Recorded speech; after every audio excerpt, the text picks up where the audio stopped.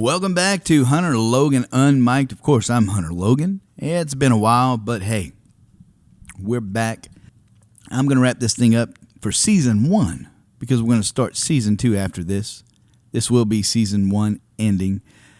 I was going to do the darker years and break it down episode by episode, but what I'm going to do is do one big episode with all the episodes. So I'm going to cover everything all at once because I want to get to the radio. And then I want to get to where we are now. There's so much good stuff going on now that I want to get past this. And one thing I've realized is that although the podcast, I was going to do my book by podcast, there's so much that I can't fit in these podcasts that I really am going to have to do the book. I really will write an autobiography, but for now, I'm going to give in highlights of what the book will be about, but I will go into detail in the book. Now, when that's coming out, I don't know. I have started working on it, that's for sure. Hadn't worked on it in a while.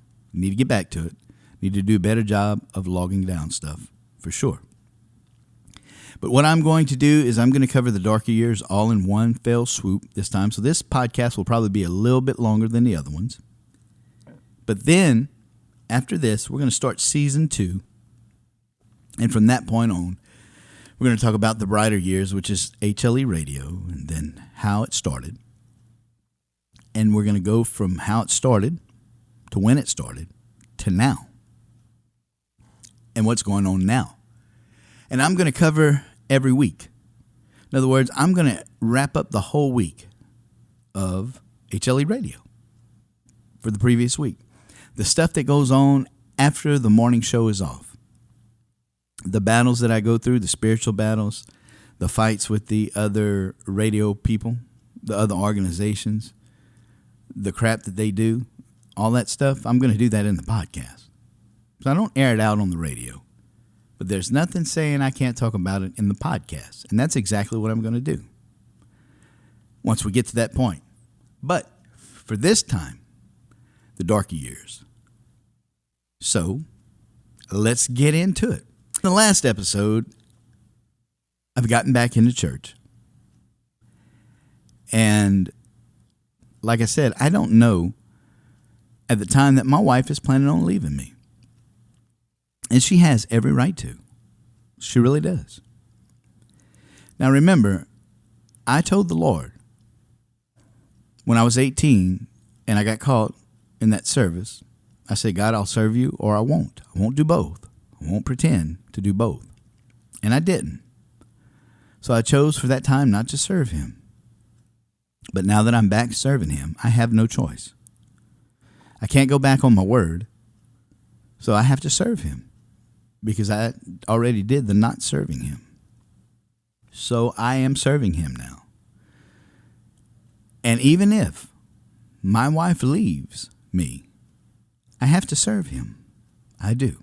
But here's the thing. Coming back to Christ is not a fix-all. People don't realize that. A lot of folks want to come back to Christ, and when they do and they find Christ, they think it's a fix-all. They think that everything is supposed to be better. Everything is supposed to be a bed of roses, and it's not. Because there's a universal law known as sowing and reaping.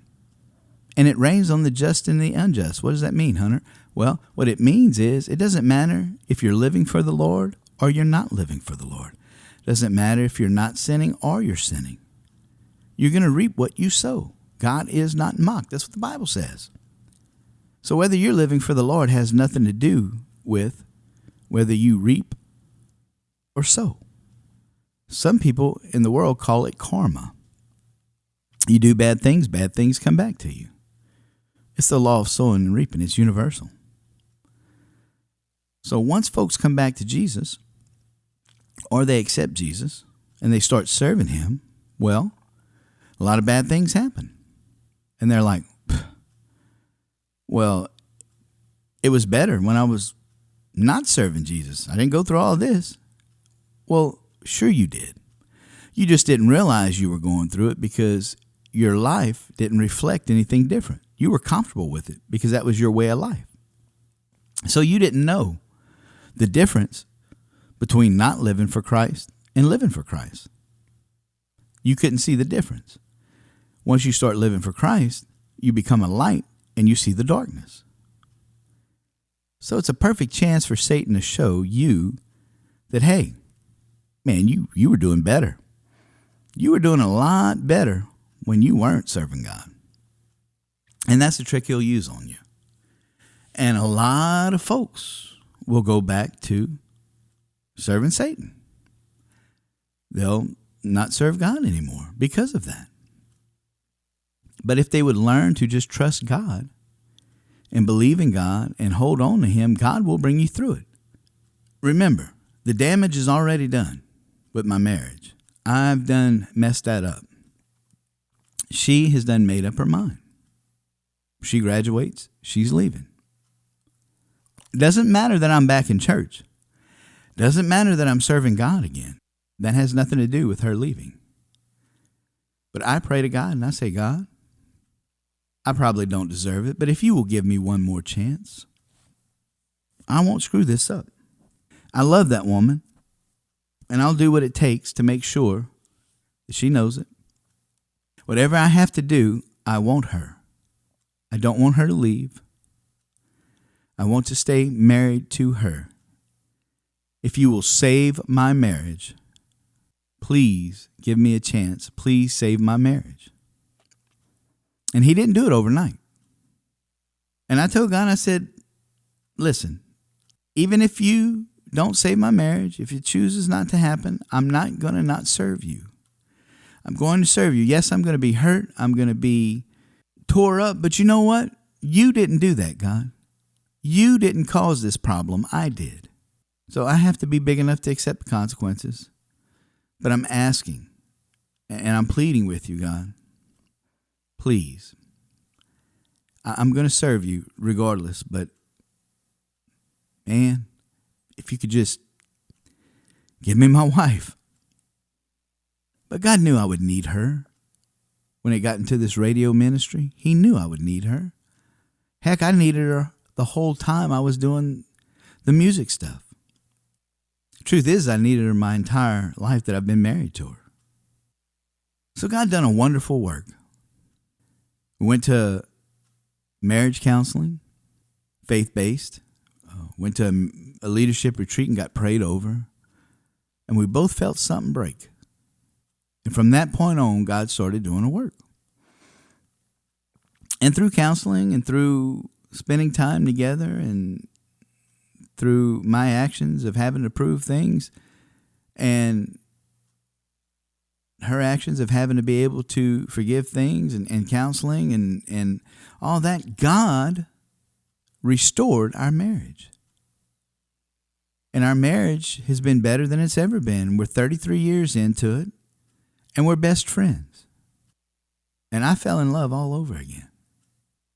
Now, that was one thing that God had done during these dark years. Now, I'm still reaping a lot of bad stuff because I sown bad seeds. But that was one thing God had done to show me that, hey, I will bring you through this if you will continue to trust me. But you're still going to have to go through a bunch of crap because you did a bunch of crap without me. And I can't stop that. I can't help that. But I can be with you to go through it. So during this whole period, and it was a period of about 10 years, God did things, certain things, to let me know that he was with me. It was also during this time that I ended up getting my first taste of radio, which I never dreamed of doing radio at all. Never. But I went to work, looking for work as a matter of fact, fell into work at a radio station, a local radio station, 40 minutes down the road, and never done radio before because of my previous CDs that I'd released. I was a local swamp pop artist. They gave me a show on Saturday mornings or Saturday afternoons. Used one of my songs as a theme song for it. It's called Swamp Rockin' Saturdays with Hunter Logan. I think it was about a 4-hour show I did. 4-hour show. And then that turned into doing some sales and just turned into learning about radio. But it was a job. But here's the thing. I can't work for no one. I really can't. And I hadn't figured that out yet, but my wife did. She pretty much did. So I go to the other local radio station. There was 2 of them there. And this radio station owner, he got offended, but I did the right way. Gave him a letter of resignation. Of course, he told me I would fall flat on my you know what. So I went to work for this other guy. Ended up learning quite a bit. But then couldn't work for him very long, so I went back to the trucking company, worked for them for a while, and then I went back to the radio station again. And this time, this would be where I'd get the best training. This whole time, though, God was preparing me for HLE radio, which I did not know at the time. Because the job that I had with the radio was really good, except for the money was never correct. They would say things like, "We can give you this," but I never would get it. It was always an issue with the money. It was never right. And then I could never do anything good enough. Even if I did it right, there was always something better to improve on. That drove me absolutely nuts. But it would turn out to be the best training I would ever receive. It's also the reason why HLE radio does so well. And God knew He was training me. God knew I was in training. Now, I didn't know I was in training because I had no clue that what I would be doing would be radio. Still had no desire to do radio even at the time that I was working for the radio station. And that's why I believe I never got comfortable with that job, because if I would have got comfortable with it and everything would have been right, I probably would have never left. But that's not what God had in mind for me. Now, while all of this is going on, there's still stuff going on. We're still reaping. There's stuff going on. We're having problems with the kids in school, throughout school. There's the medical bills with no insurance. There's the bankruptcy stuff, which happens. Then there's the problems within the church, right? So now I'm not going to expand on this part of it too much because I'm not. What happened is part of my testimony. It really is. And I do share it from time to time, and I'm not ashamed to share it. But for all intent and purposes, probably some of the reason I didn't do this sooner is because I wasn't sure how deep I wanted to go with it. And I'll probably go deeper in the book. But God doesn't do anything without an end result. And even though we don't understand, He still does it for the betterment of what He needs us to do for Him and the kingdom. Let me go back a little bit before I get to this. One of the other things God had done for us, or me, and it would be us, moving as much as we did, we never, ever had bought a home. When I first got out of the military, we bought a trailer when we lived in Lafitte. But we went bankrupt really quick because the money that we made overseas was not the same money that we made back here in the States. And that was quite a bit of an adjustment. Plus, some of the decisions I made were not very good. That contributed as well. But through this time of working through everything and reaping all the bad, God gave us a house. And that happened through prophecy, by the way. And some of you might not believe in that, and that's okay. That's okay.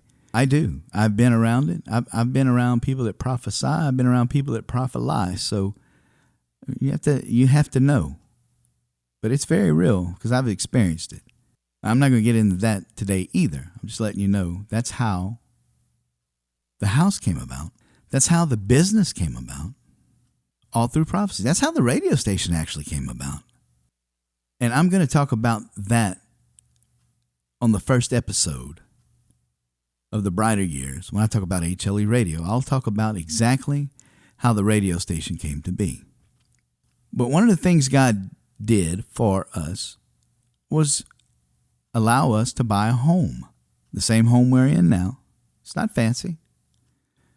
It's just a 4-bedroom house. It's a wooden frame house on piers. The garage was converted into a bedroom. It's nothing fancy. It's not. In fact, it needs a lot of work. We're trying to do work on it now. Because starting the radio station, all the money we should have been putting into repairs of the home went to keeping the doors open here at the radio station. Because here's some of the stuff that happens as well. Well, it all started with a lie. Let me say this. People are people. People are human.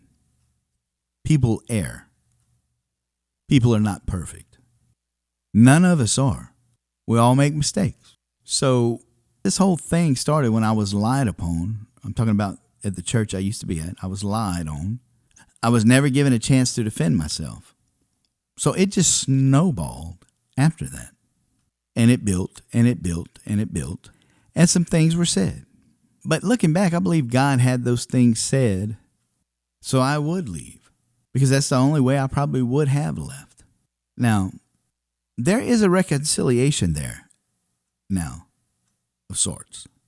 There's no bitterness between me and the situation. There's no more bitterness. I prayed and asked God to remove that because there was at first. But there are still some unresolved issues. And I imagine when God's ready to have those unresolved, he will. And I'm going to leave that there. I'm just going to leave that there because there's people on both sides of this thing that listen to it. I guess it's the best way to put it. Again, it's part of my testimony. I'm not ashamed of it. I'm not ashamed to say it. There's just no need to go into it. I don't feel the need to go into detail right now about that. I'll just tell you that at a church that I was at for 10 years, invested in, some things happened and there was a lie told and I was not allowed to defend myself on that lie. And from that, it snowballed. But it would be God's way of getting me to where I need to be. Because all the things that were said after that, all the ugly things, all the bad things were wrong. Because look at HLE Radio now.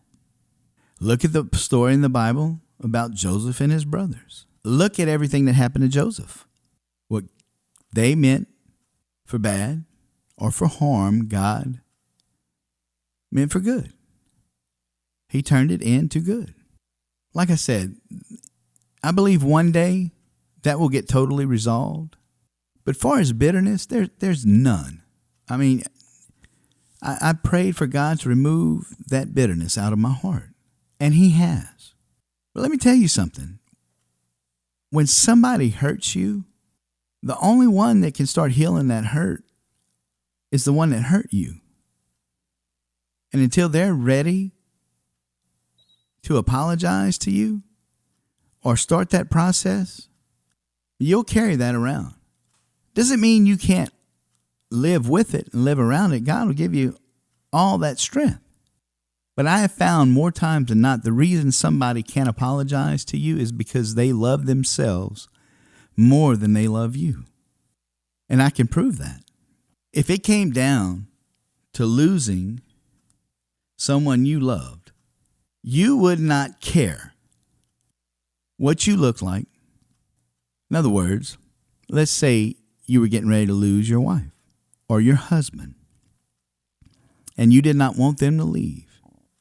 Do you think you would care what you look like or who was around, what you were saying, if that's what mattered to you? You could care less. because that person is more important to you than what you look like or what you would look like to someone else. You could care less. The only thing that matters is that person. That's why I say, if a person cannot come to you and apologize to you when they've hurt you or wronged you, they simply love themselves more than they love you or the relationship. They value themselves more than you. And that's okay, because we're people. And God can give you a way to live with that. God can give you a way to cope with that. But the only person that can heal the hurt of that is the person that did it to you. That's the only way the hurt starts to heal. The only way that hurt starts to heal is from the person who hurt you. When they're genuinely sorry and want to work at it, that's how that happens. But you can forgive them, and you cannot be bitter towards them. That's the truth. And like I said, all that's part of a testimony. But from all of that, we get to the radio station and starting it. So I know I left a lot out, and I did it on purpose. So when we get to the book, I'll fill in a lot of that. I'll fill in a lot, because there's a lot there. There is a lot there. And a lot to be learned. But I'm really getting excited, because here's where I really wanted to get to in season 2, the brighter years. And when we come back with the next one, the next episode, which will be episode 1, season 2, the brighter years, we're going to talk about the start of HLE Radio and how it started. I'll tell you this much. HLE Radio started 7 years before we even knew there was a HLE Radio. That's right. It was called out into existence. Like I told you, man, prophecy, words of knowledge. I thrive in that stuff. And God has always kept me around that. But HLE Radio came into existence before it was even HLE Radio. And we didn't realize that until we were into it. And I'll tell you about that on episode 1, season 2, coming up. Hey, I want you to know, I really enjoy you. And I want you to tell some folks about Hunter Logan, Unmiked. I want you to tell folks about HLE Radio especially. You can download HLE Radio. It's free. It's a free app. We have it everywhere. This podcast is available on iTunes, TuneIn, Switcher. Everywhere there's a podcast available, so is Hunter Logan Unmiked. Hey, until next time, season 2, episode 1, God bless you. I'll see you then.